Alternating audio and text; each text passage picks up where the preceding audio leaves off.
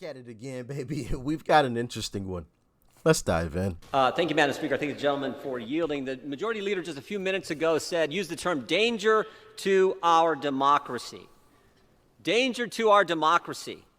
Think about this. Democrats have closed the Capitol, allowed proxy voting, kicked Republicans off committee, won't let Republicans serve on this select committee. First time in the history of the Congress, the Minority Leader was not allowed to put on a select committee the individuals he or she selected. First time in the history of our nation.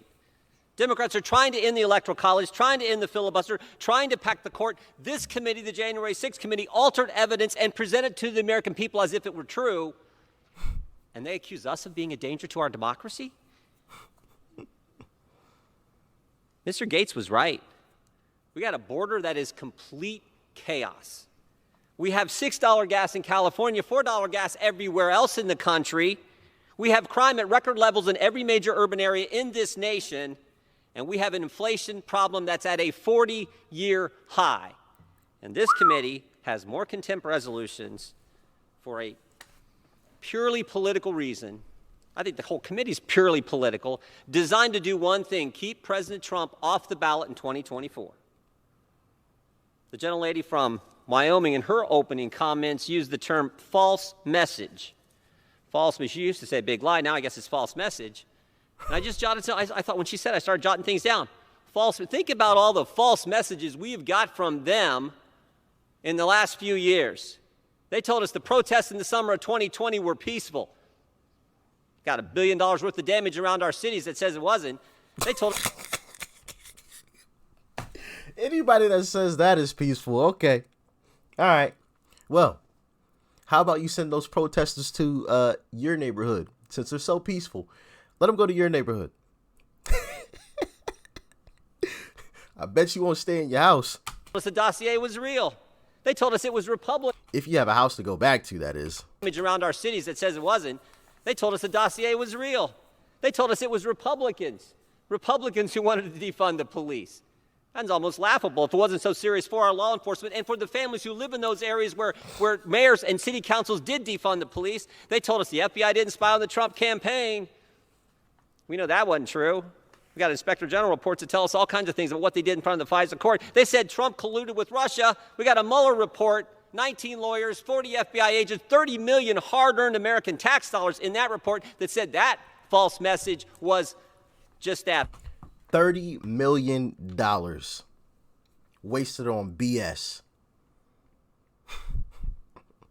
Well, we don't have enough funding for to protect our children, right? Okay. American tax dollars in that report that said that false message was just that, false. They told us COVID didn't start in the lab.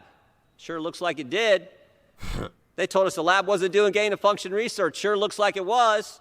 They told us the vaccinated can't get it. We know that's wrong. Every day there's a new announcement. A member of Congress is getting it. Fully vaccinated, boosted, everything else. They told. I remember that. Get the jab, get the jab, get the jab. So you won't get infected. First it started off, you won't get sick. Then it changed it to, you will get sick, but it won't be as bad. Get the jab, get it, get it, get it, get it, get it, get it, get it. Wild, man, wild.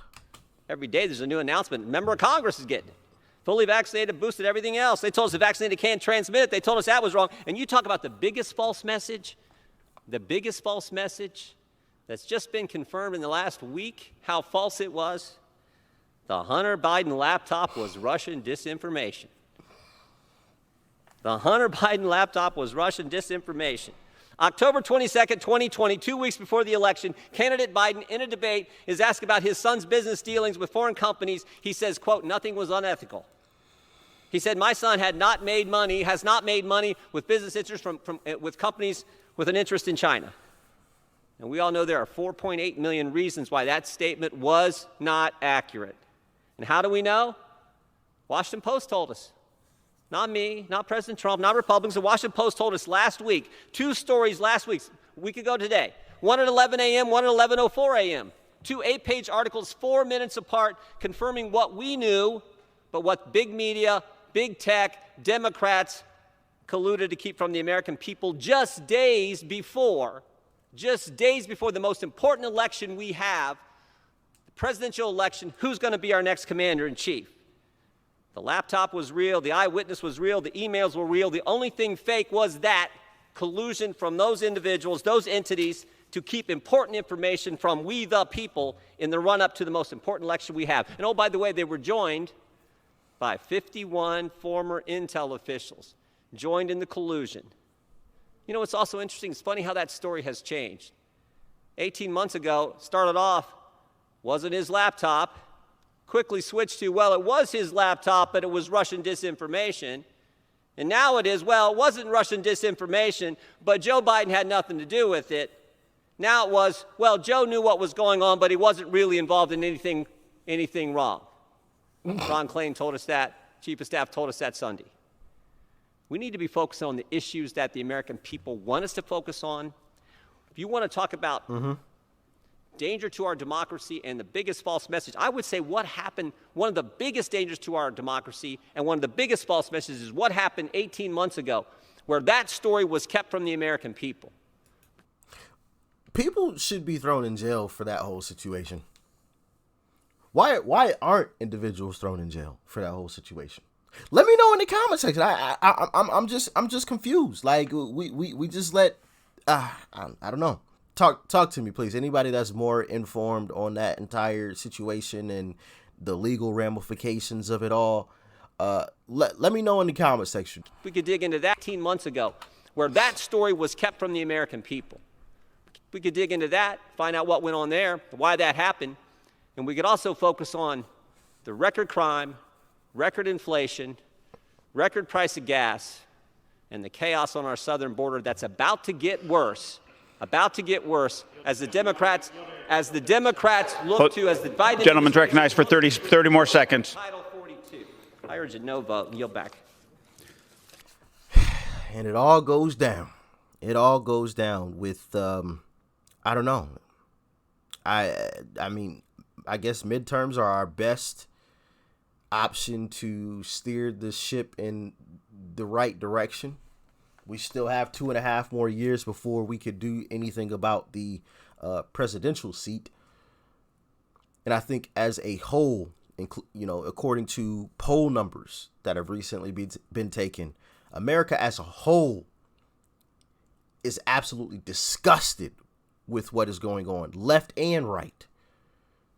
That is one thing that most of America is on the same page on. I think the disapproval rating or the dissatisfaction with the direction of this country is like at 83% or something.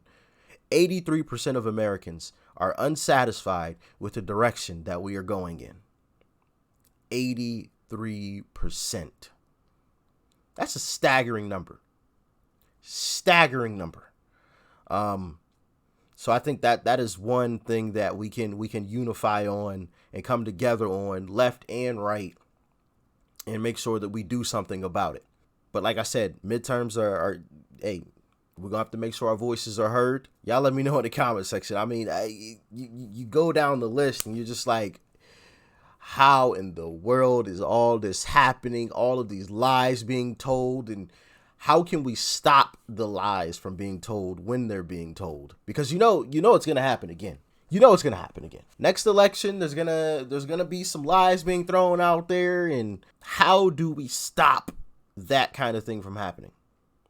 Because I feel like even if you try to call somebody out, well, prove it. They'll kind of dance around it. They'll find some way to weasel their way out of it, but still push the lie. But I don't know.